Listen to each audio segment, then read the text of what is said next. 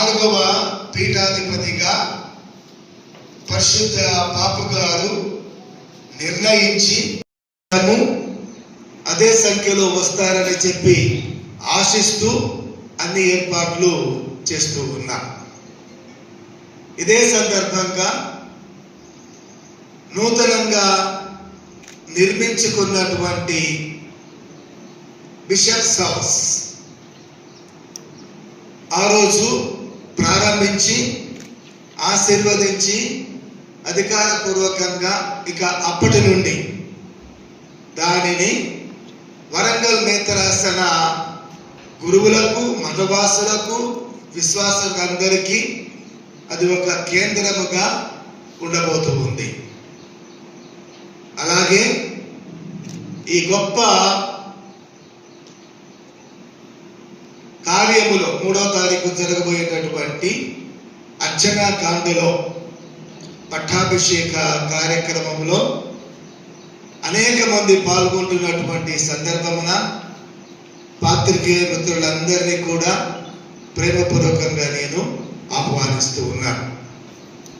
నేను బాధ్యత చేపట్టిన తర్వాత ఈ మన వరంగల్ మేతరాసనాన్ని అన్ని రంగాలలో, విశ్వాసములో, క్రైస్తవ జీవితములో, ఆధ్యాత్మిక విషయములలో, ప్రార్థనా విషయములలో ముందుకు తీసుకొని పోవాలని ఆశిస్తున్నాను, ప్రార్థించుచున్నాను, ప్రణాళిక వేయించున్నాను.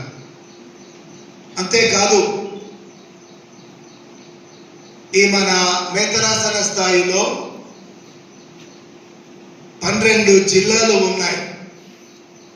ఈ జిల్లాలలో ఉన్నటువంటి ప్రజలందరికీ కూడా ఈ మన వరంగల్ మేతరాసనం తరపున సాంఘిక సేవ అందించడానికి,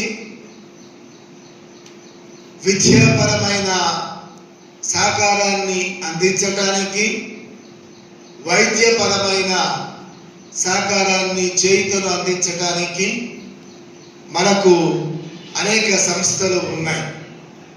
ఇలాంటి సంస్థల ద్వారా ప్రజలకు, కేవలము విశ్వాసులకు, క్రైస్తవులకు మాత్రమే కాదు,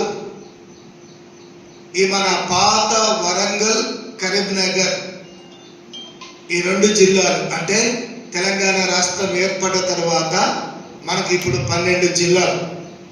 ఈ జిల్లాలలో ఉన్నటువంటి ప్రజలందరికీ మాకు చేతనైన రీతిలో కులాలకు, మతాలకు, ప్రాంతాలకు, వర్గాలకు అతీతముగా సేవలు అందించాలన్నటువంటి సదుద్దేశం